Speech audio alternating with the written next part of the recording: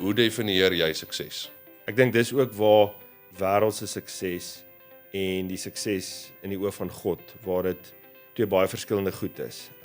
Geld is natuurlik 'n bitter belangrike metriek in besigheid en ons kan nie dit wegvat nie. Ons is in besigheid en deur ons besighede kan ons ook mense aanraak en lewens verander.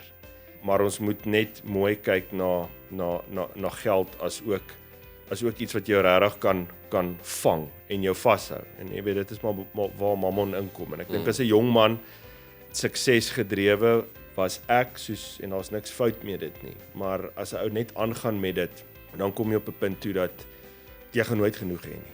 Jy weet jy het al goed bereik, geldgewys of besigheidsgewys wat jy 5 of 10 jaar terug gedink het is jou goal, dan het jy dit en dan is jy daar, dan is dit nie genoeg nie, dan what's next.